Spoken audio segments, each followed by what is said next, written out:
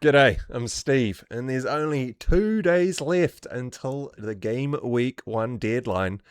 Yes, that's only 2 days until I can actually watch some proper full matches of football, because down here in little old New Zealand, it is very hard to come by full matches pre-season.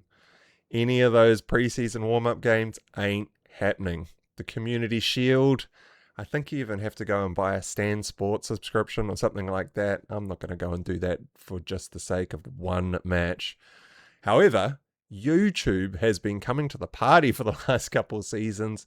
Extended highlights, catalog channels, all sorts. It's amazing. You can get pretty much everything that you need on YouTube now.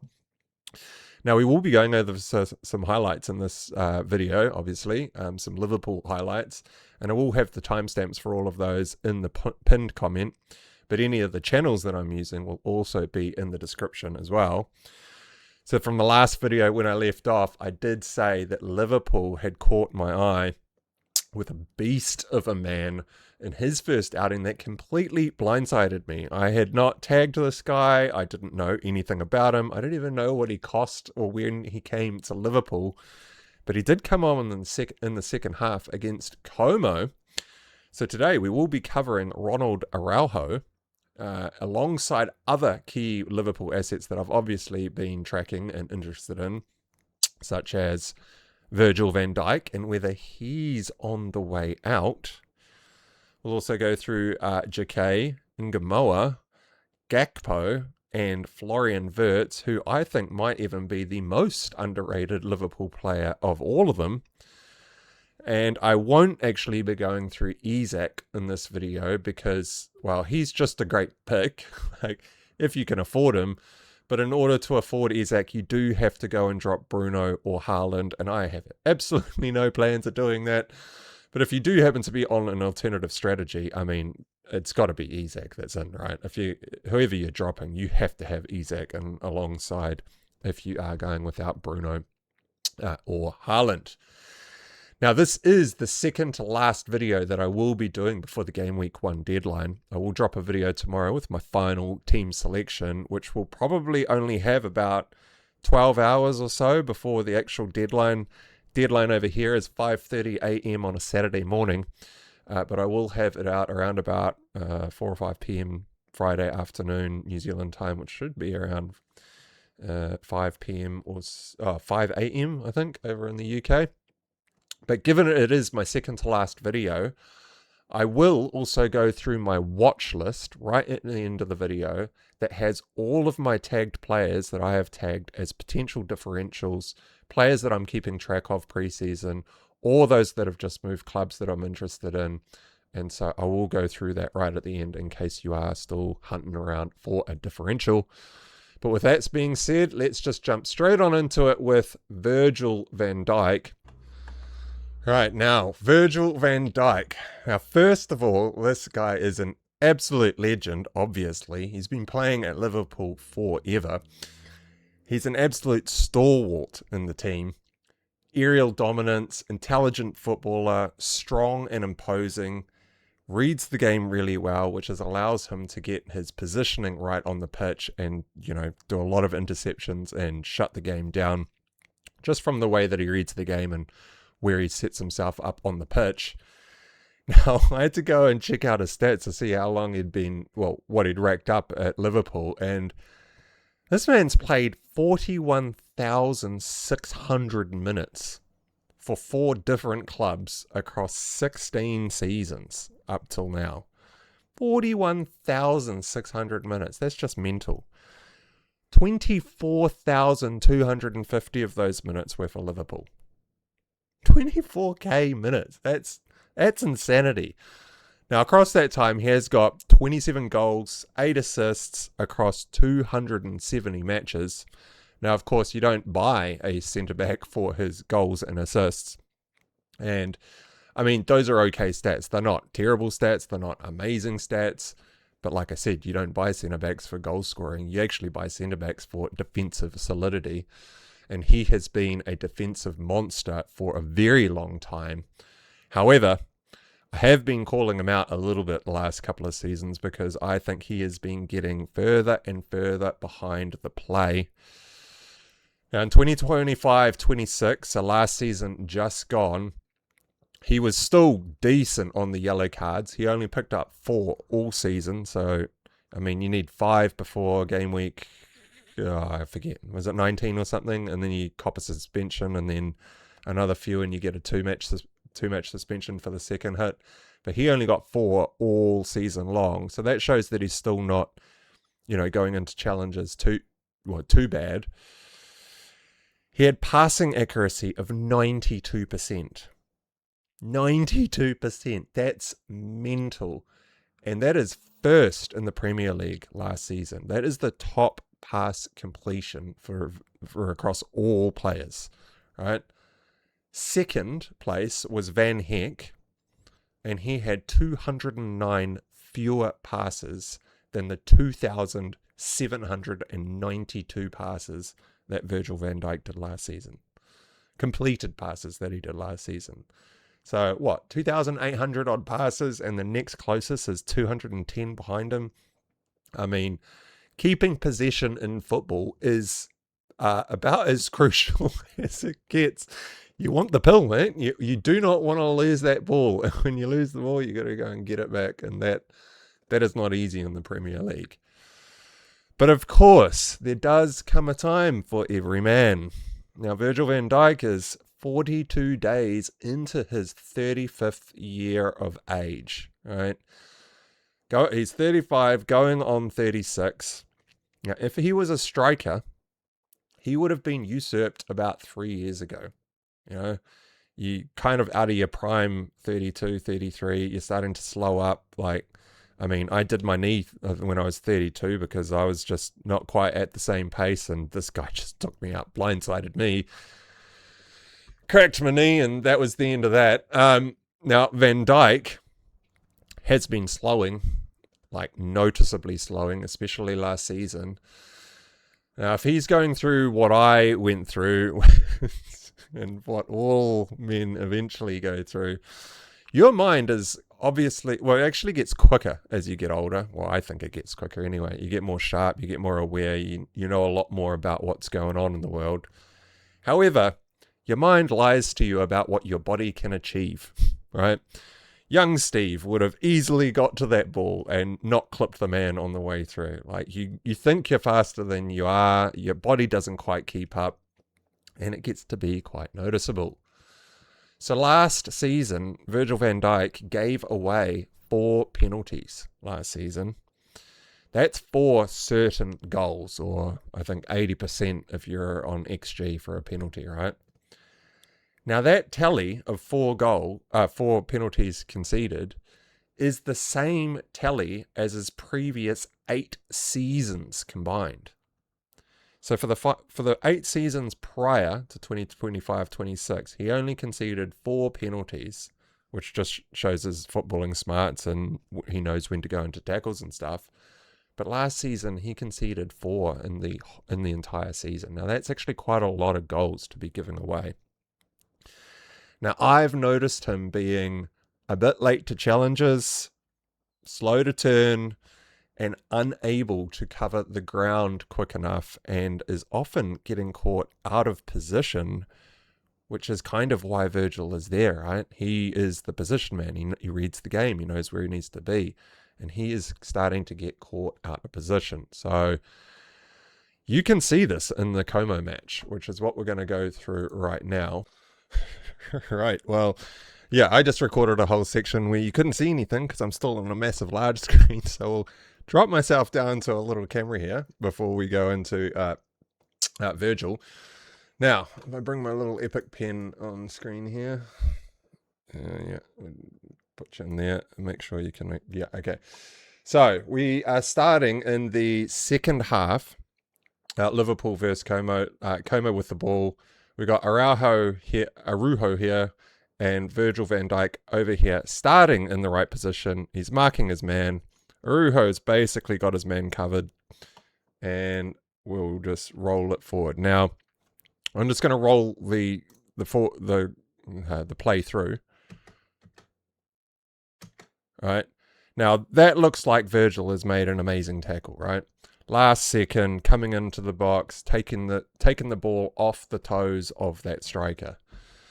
Now, first of all, if we just roll it back slightly, like I said, he's got a great starting position. But as this man comes forward and forward, Virgil's man is stepping away from the ball. Virgil should probably be coming in to mark the main man, right? So in my last video, I said that the two centre backs often have two men marking the main striker because the main striker is the main threat. He's the goal scorer in the team. So he was marking his man, this guy, but this guy started shifting away. And when that happened, Virgil should have been coming in here, but he's not. He's just kind of standing, feet planted to the ground. We'll roll it forward.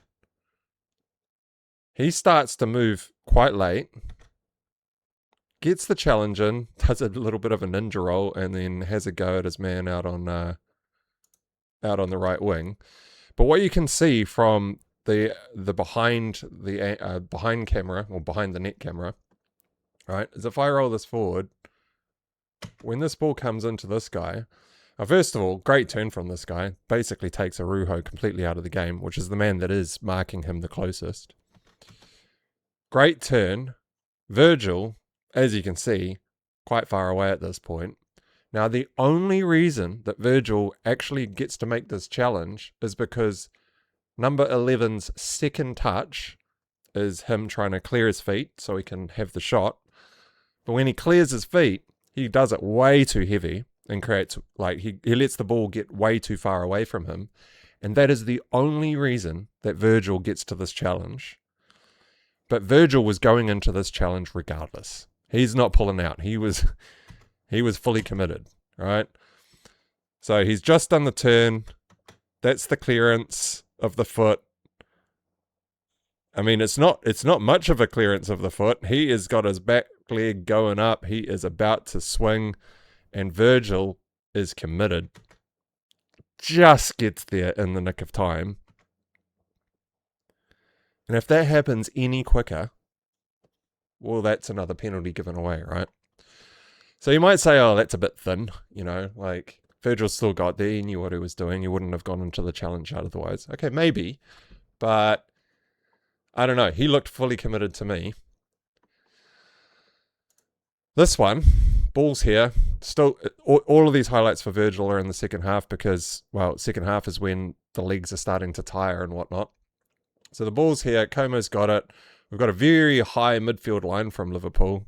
New man out on the right wing is either Munoz or Kumos. I forget which side these guys are on. It doesn't really matter for this though. Szoboszlai, Gravenberch, Gakpo, and the other Munoz or Kumos, right? Clear. And then play. Ball goes back. Long ball forward. Bring the guy into screen. Can you see that? You can. Okay. I noticed in the last video that I did when I was talking about the Arsenal move, my camera was kind of covering up the key man. So I got to double check every time I do this. But anyway, what we've got here is we've got Virgil. I mean, he is miles out of position there. I don't know what he's up to. Araujo with his man. I mean, the left back has just, that is just unforgivable. I don't know what's going on there. But Virgil's role here is not to mark this man. This is kind of a Gravenberch play, or maybe even this guy needs to tuck in or something. Maybe this is something that Areola is telling them to do. But regardless, Virgil needs to know that he should not be leaving a 3-on-2 behind him. Centre backs should not be doing that, right? You got Araujo, and right back's probably Frimpong unless he's been taken off at this point. 1, 2, 3. That's a 3-on-2. You can't do that. And this turns into a massive chance for Como. And Virgil, just look at him. He looks like he's jogging. I don't know if that's as fast as he can go, but he should be hauling ass to sprint back as fast as possible here. And he gets nowhere close. Great ball in. great shot, great first time hit. Obviously not a great shot because it's off target, high and wide.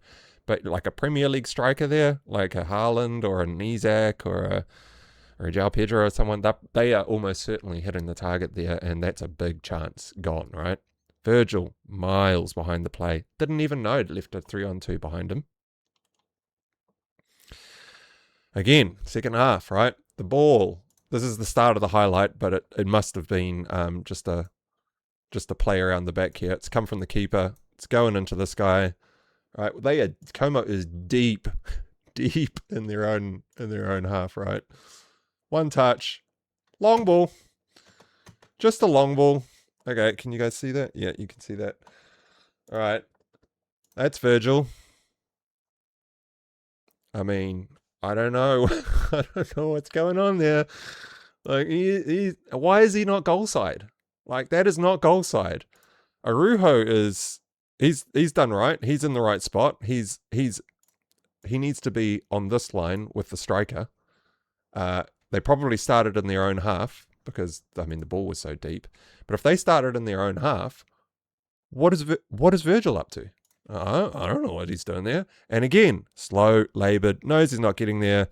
I mean, that should be a goal, right? Great save from Alisson. Bit of a weak shot from the Como guy.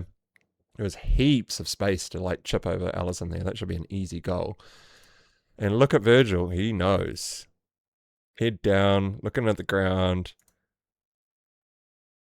Yeah. That's not looking too healthy for Virgil van Dijk, right? So there were some other highlights in there, but I don't want to go through and absolutely rip them to pieces or anything. But you have to start asking the question, how long does Virgil have left, right? I reckon this could be his last season. And in this last season, he is going to kind of become an Obi-Wan Kenobi, you know, the master teaching the new people that are coming through. He'll be on the pitch, probably working with Araujo or Jacquet. I mean, Jacquet had a great match in this match by all accounts. I don't actually have too much highlights from him. We're just going to go through the Araujo highlights next. But, you know, it's probably going to end up being Araujo and Jacquet over a little while, right? This could be Virgil's last season, and if so, I'd be very wary about his minutes. Like, he's probably going to start the season, he's probably going to play the majority, but you can already see deep in this second half, he is not up to play. He's not up to speed. He's already causing some problems. So, anyway, let's move along to Araujo, the beast of a man, right? Now, this comes from a different, these highlights come from a different video. So this is the extended highlights on Liverpool FC's YouTube channel. Now, the extended highlights come out like a couple days after the match is played on YouTube. I think that's so that, you know, all the people that pay for it, like Sky Sports here in New Zealand or whatever your broadcaster is, wherever you happen to be watching, I think they get it all first, and then YouTube are allowing, or Liverpool are putting out their extended highlights on their channel, you know, a few days after the broadcasters do. But you do get some very short highlights, like the day after, like a 2-minute highlight package of like the goals and stuff. This one, though, is from a different channel called SVMM. It's got 1.23 million subscribers. And they just seem to focus on just a player. So this is the Ronald Araujo Liverpool debut versus Como. So it's all second half highlights because he came on in the second half. And it just follows every time he touched the ball, every time he was like kind of involved or doing something necessary in the game. And it's a really good way to kind of figure out what was going on after the fact, especially if you can't watch the matches. This is my go-to channel at the moment. So we start with just a dead ball free kick, right? And we've got the man Araujo, this guy, in the wall next to Gakpo, second in the wall, and then Virgil van Dijk, third in the wall. So I said I wasn't going to blame Virgil for anything else, but this one, like, kind of do. But this one highlight is just, this is what I was talking about in the last video, right? Hits the wall, goes miles into the air, comes back across, and boof. Oh man, he got smashed. He had down on all fours, had no idea what hit him. Like, as soon as he goes down, you watch his head, he looks around quickly, he's like, where the hell did that come from? But Araujo, starting position, right next to Virgil. Now, what is Virgil doing this? Ball watching. Crack. He's gone in with it. He's gone in, chucked his inside arm across the man, and as he's gone up to challenge, just gone whack and just used all of that brute strength to just completely take him out. If I was a striker and just got hit like that, every time the ball was up in the air from that moment forward in the match, I'd be a little bit nervous about what was coming in behind me. But Virgil, what's he doing? Like, he's just ball watching. Like, if you just watch this without watching Araujo, right, and just keep your eye on Virgil here. You know, number 4. I mean, you all know what number he is, right? Standing, walking. Oh, delayed. Oh. I probably should have done something about that. Yeah, that's not ideal. Anyway, we're talking about Ronald Araujo here. That was impressive. Like, that is what I was referring to in the last video. I saw that on this highlight package and I was like, who the hell is that? Like, that, Jesus, that was intense. And so we go through, and this is the second one where he covers some ground pretty rapidly. Now, most of these, there's not much to them, so we're actually going to run through these quite quickly. But this just shows his ability to sweep, but also the fact that he's not quite there yet in terms of, holding possession, right? So he wins the ball. Nice little through ball. I mean, gets there fast. Like, number 4, I mean, that was destined for number 4. He kind of lost track of what was going on. Araujo recognized the danger immediately, rapidly to the ball, takes it away from danger, out to the wing, but yeah, gets a challenge. I don't know where he's sending this ball. This is Rio Ngumoha here. This is a really easy pass. Right? Just lay it here, man. Just hit anywhere here. And Ngumoha should just like tidy that up, no sweat. And that is a super dangerous spot to send the ball back into. You've just given the ball away. You're miles out of position on the floor, on the wing. And you've just sent it right back into the center to the free man. Now that's a little bit dangerous, but don't forget, this is his first match, right? First match for Liverpool, coming on in the second half. Great clearance, but great covering, but bad clearance. This one, coming across to another kind of sweep and move, right? Now, he does get megged here. Gets megged. Oh, but even though he gets megged, he's not letting the man pass him, eh? He knows he's been megged, and he just body checked him. Smack. Nah, bro, you're not getting past. And then goes and tidies up the second guy as well. So, yeah, he does get megged, but he takes the guy out and gets back and covers for the guy behind him and gets the ball out to safety. Great defending. This one, I mean, this just shows that he is going to go into challenges, and Como know it, and they do not want any part of it, right? So this is the start of the highlight. I don't know where this ball has come from. Probably this man here, but boom. I mean, that Como guy completely pulled out of that. He did not want any part of that. If he leaves his foot in there, and if you leave your foot in this challenge, that'll snap your ankle. And he would have won the ball cleanly, right? Oh, yeah, there was another Virgil one. Yep, so this is Araujo covering for Virgil van Dijk. So Virgil's up here this time. The ball is actually out. It's a throw-in. This is where the highlight starts. Don't know how this has happened. This is kind of a bit of the problem with these highlights. It's a bit hard to tell how Virgil got himself into such a bad position. But I mean, Virgil should be back in here somewhere. No, that looks like a sprint from Virgil. He's actually sprinting this time. But he needed Araujo to cover for him. And that's where he should have been. Like that throw went exactly where he is meant to be here. If the ball is there. Because, I mean, it's so easy to throw the ball over that man, and there's nothing in any of that. Like, anyway, Araujo sees the danger, sprints across, Como gets to it first, he doesn't overcommit, and he just runs the lane, just runs in front of the man and just guides it back to the keeper. And look at him, he knows he's done well there. Like, yeah, he knows he's done what he needed to do. Right, so this guy, Araujo, I can probably go to a large camera now. Yeah. The Uruguayan international who actually missed a big chunk of the World Cup, or potentially all of it, through injury. It was a calf muscle tear. It's a painful one. You don't want to be tearing your calf muscle. That's not great. He's come from Barcelona, scoring 4 goals and 0 assists. I mean, you don't get assists as a centre-back, but 4 goals, playing off the bench for Barcelona.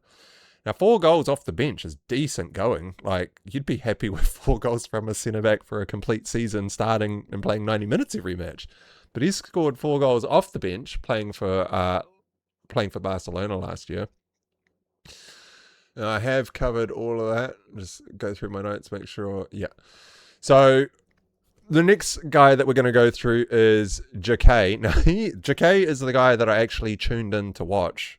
I have not seen much of Jacquet at all. Now, there is a dedicated highlight package on that SVMM channel, just dedicated to Jacquet and his first half performance. But I went through all the highlights. I mean, he did everything right, but there's nothing really I can pick out to show you, like, this is amazing or this is really bad or anything. It was just a really solid performance all round from Jacquet. The highlights were he won a few clean tackles in the box, no danger. Like, they were not dangerous tackles like the Virgil last ditch tackle. They were proper clean tackles. Very good covering. His positioning and awareness was amazing. There was one moment where he made this great turn out of danger and just opened up the play. Bit of a dangerous position. He got out of it really well. He scored a goal. It was a tap-in from Gakpo. Basically, Gakpo created the goal. We'll go through Gakpo in a second, but there's not really much to go through there. It was a tap-in. It came from a corner, like, ball bounced around a bit. He was still in there, and Gakpo just sent in an amazing ball to him that he just tapped home. And I did not see one misplaced pass in that entire 45-minute, the highlight package that covered his 45-minute performance. Now, if you don't see any misplaced passes, that's usually a very good sign, because in those highlight packages, you will see the mistakes because they do put them in there, right? So very quickly through Jacquet. The reason I'm going quickly through Jacquet is because I've got no idea who's starting in that Liverpool squad. I mean, you've got to assume that it's probably going to be Virgil van Dijk playing left centre-back like he was in this Como match, and either Jacquet or Araujo next to him. My guess is it will be the Jacquet that lines up, because he started the Como match, and he has been there probably longer, and Araujo is coming back from that calf muscle tear. So if I had to guess, it'd be Jacquet and Virgil, but I've got no idea how long Jacquet is going to be on for, or whether that's even going to happen. But I suspect what might happen is in the second half, we might see a sub for Virgil with Araujo coming on potentially. Maybe not. Maybe it's just Jacquet comes off and Araujo comes on, something like that. But I wouldn't be surprised if Virgil starts to get pulled a little bit earlier. Now, Rio Ngumoha for 6 million. Now, I've had my eye on this lad since last season. I mentioned him very early on in pre-season on my channel. Now, in 2025-26, last season, he was well, he got a lot of, he actually got a lot of appearances. So he got 4 starts in the cups, playing for, against EFL Cup, FA Cup type matches. So he got 4 starts there. He did get 2 random starts throughout the season in Premier League matches, starting from the off. But most of the season, he was just a regular coming in off the bench, playing for, 16, 20 minutes, something like that. It wasn't 5 to 8 minutes. It was decent minutes at the end of the game, 15 plus. And he had that 15 times. 15 appearances off the bench for this guy. He's young. Forget how old he is. It might be like 17, 18, somewhere around there. He is quite young. But at the end of the season last season, he got 3 starts in game weeks 36, 37, and 38. He also got 24 minutes off the bench in the Champions League quarterfinals. Like I said, decent minutes coming in off the bench. 24 minutes. That's almost half an hour in the Champions League quarterfinals. Now, I think he was being primed for the first team last season, and that is why I mentioned him so early on my channel this season, because he's been on my watch list for the entire time. But unfortunately, I don't really have a lot to see of him. There isn't a Rio Ngumoha highlights package on that SVMM channel. And I didn't really see him at all in the Liverpool extended highlights either, which is a little bit worrying. Well, not really worrying. Like, it just means that he probably didn't do a hell of a lot in that match. However, they are now working with Andoni Iraola, who is quite used to working with young teams, right? Bournemouth had a few youngsters in their squad, and he did get quite a lot out of them. I mean, Bournemouth had an insane season last season. But what I saw of him last season had me adding him to the watch list, right? The boy definitely has talent. Now, in pre-season, he's got 227 minutes in pre-season. Now, that is the majority of minutes. I did write down, I think the total number of minutes available for Liverpool was something like 360 if you played 90 minutes every single match or something. I compared that to Mamadishvili, who played pretty much everything. So 227 minutes pre-season really does show that he looks like he is going to start for Liverpool in Salah's old spot at right wing. All right. In pre-season, he didn't do a lot. He got 1 goal, 0 assists. But like I said, I think he's first choice. And I think this new guy, Kumos, seems to be his backup. That's who's coming on when Rio Ngumoha has been going off in pre-season. And like I said, there weren't any highlights from that Como match or anything on SVMM. So he probably didn't do a lot in that match. So any of you over in the UK who can actually watch the games, let me know what happened to Rio in this match if you could in the comments. I'd love to know what was going on there. I can't find anything on him. Gakpo. Now, I'm not going to go into Gakpo a hell of a lot either. His stats are amazing pre-season. Scored a great goal in that Como match. Set up the assist for Jacquet, which we've already gone through. But he does not look at all interested in what's going on. He looks like a man that is ready to leave, or is in talks to leave, or his agent is trying to sort something out. When he scored that goal, there was no celebration. I mean, he looked over, he checked the line, he was like, sweet, turned around. Someone rushed in. I think it was the man that passed the ball to him, one of the young lads, and he just kind of stood off a bit, like, why are you rushing me so hard? The guy came in for a hug. He doesn't look like he just doesn't look into it at all. So I'd probably avoid Gakpo until after the transfer window shuts, or until he gets a move, if he's going to move. Now, there are a few pretty key teams out there that are looking for some wingers.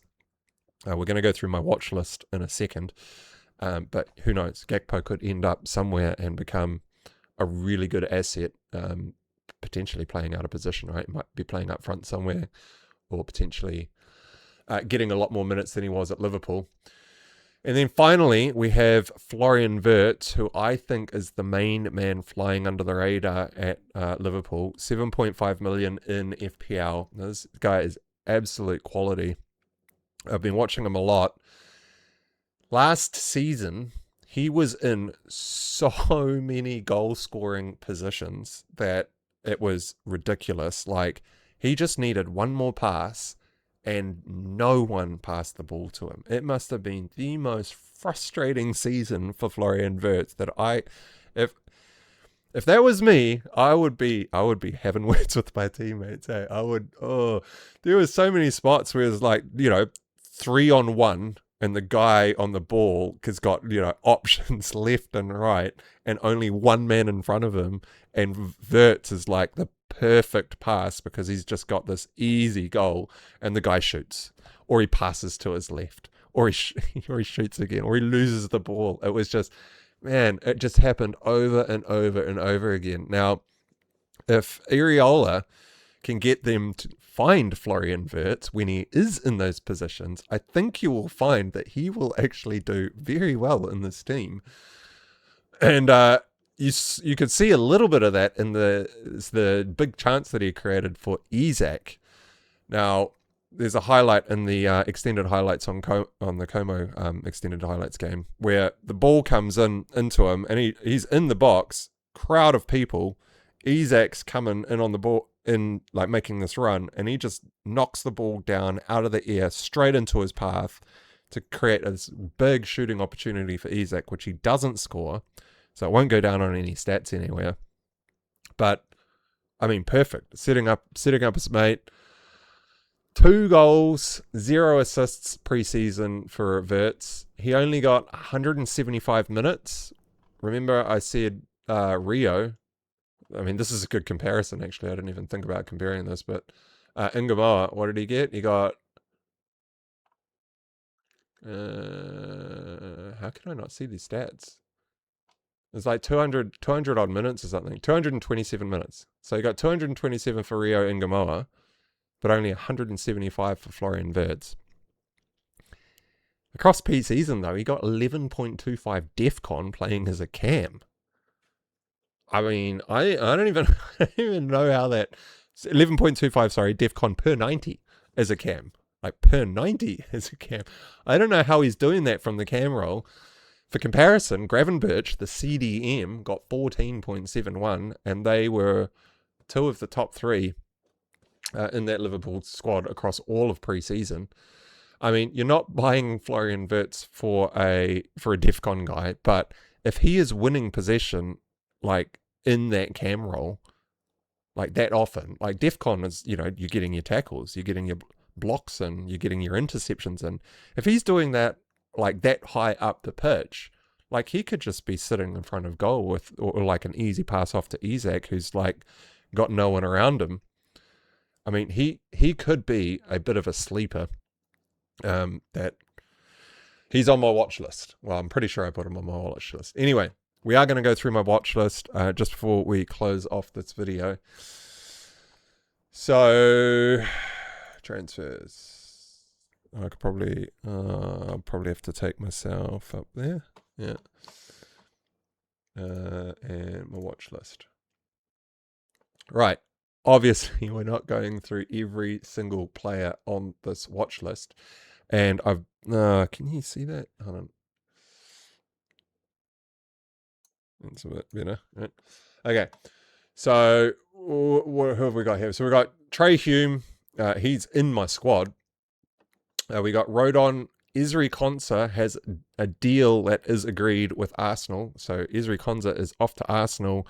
That's going to impact Mosquera and potentially Gabriel, but probably mostly just Mosquera. We've got De Kuiper on the watch list. I saw some highlights of Brighton playing. I can't remember what match it was. I left a comment on that video of the highlights, and all I said was, Brighton look exceptional, or something to that effect, and they are moving the ball rapidly. And De Kuiper was often super high in and around the box, delivering, not just delivering like a long cross, like a Robertson cross from like wide and deep and just kind of like a hit and hope cross. This guy was delivering crosses from up close, like aiming for a specific man in the box. He looks super dangerous. We got Ayer, Canvo's on there for some DEFCON, I think. Ain't Nori because I tagged him as out of position way early on. Robertson because he is super cheap playing in that Spurs defense if you want to double up on Spurs. Spurs do look like they're picking up a couple of other guys that are in this list. Diop was just on there from ages ago. Lindelof I put on there because he was playing CDM in one of the finals, one of the cup finals or the Europa final or something late last season. So if he's playing out of position in that depleted Aston Villa side, that might be an interesting option. Rico Lewis, just Man City 4.5. If he starts to get minutes at 4.5 mil, I mean, come on.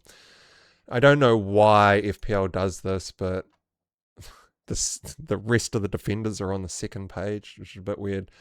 Palestra, I mean, he looks like the best Chelsea defender. Like he's up and down that pitch like crazy. Like he looks really good.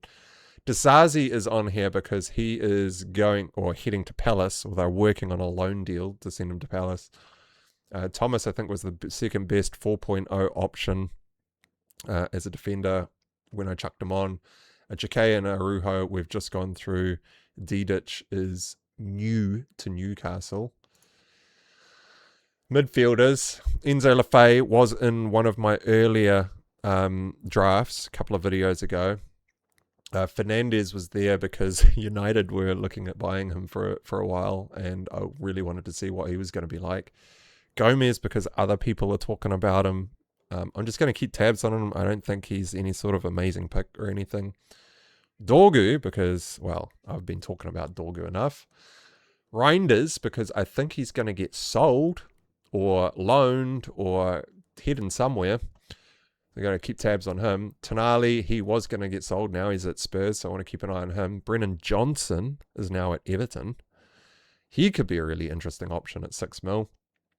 Nico Gonzalez is in talks to head to Newcastle.